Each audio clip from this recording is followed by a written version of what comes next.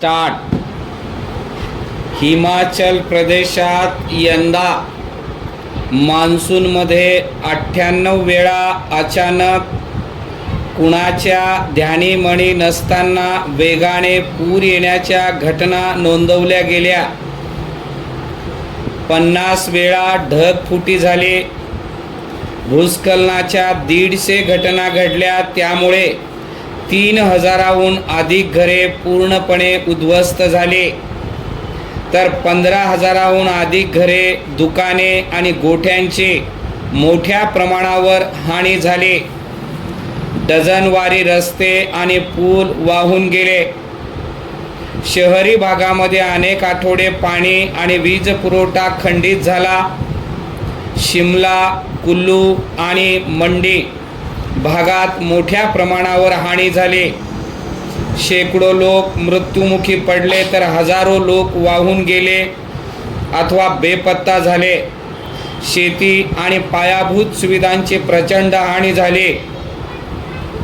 आधीच दृष्ट लागलेल्या हिमाचलमधील सफरचंदाच्या वाहतुकीला निसर्गाचाही फटका बसला. उत्तराखंडच्या उत्तरकाशी जिल्ह्यात 5 ऑगस्ट रोजी डोंगराच्या कुशीत वसलेले टुमदार धराला ली गावचे अवघ्या 40 ते 45 सेकंदामध्ये होत्याचे नव्हते झाले. उंच डोंगरावर झालेल्या ढगफुटीमुळे चिखल आणि पुराचा धबधबा कोसळून काही कळण्याच्या आतच धराली गावाचा मोठा भाग नेस्तनाबूत झाला. त्यावेळी या भागात देशाच्या कानाकोपऱ्यातून मोठ्या संख्येने पर्यटक आले होते. त्यात महाराष्ट्रातील पर्यटकांचाही समावेश होता. पर्यटक थांबलेले अनेक हॉटेल वाहून गेले. धरालीची दृश्य थरकाप उडवणारी होते. डेहराडूनच्या शस्त्रधारा, मालदेवता, तमसा नदी परिसरात अतिशय तीव्र पावसामुळे ढगफुटी होऊन अचानक आलेल्या पुरामुळे पूल वाहून गेले. घर, हॉटेल्स जलमय झाले. अनेक धार्मिक स्थळे व IT पार्क परिसर पाण्याखाली गेला. परिच्छेद.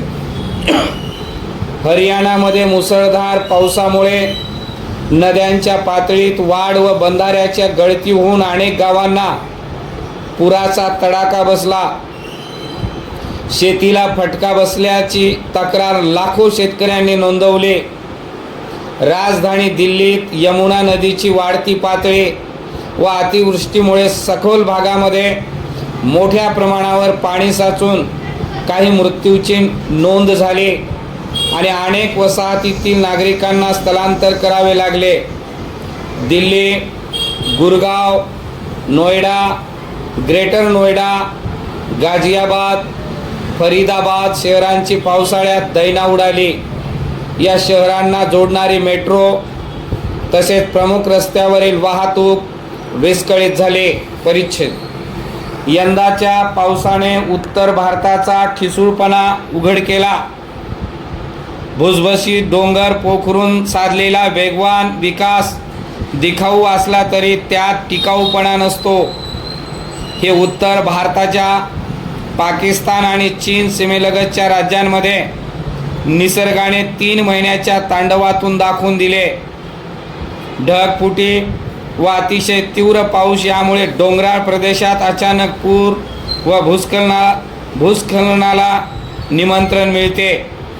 मैदानी भागांमध्ये शिरलेल्या पुरामुळे हरियाणा, पंजाब, दिल्ली, उत्तर प्रदेशात मोठ्या प्रमाणावर शेतीचे नुकसान होते.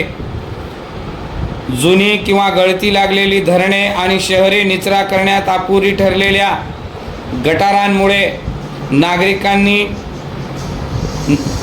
कमाई वाया तर जातेच, शिवाय उपजीविकेचे वांदे होतात.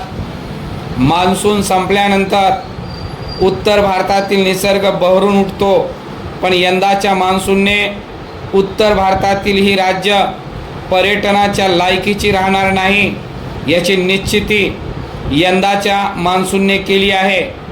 या सर्वच राज्याची किमान 50,000 कोटीची हानी झाली आहे.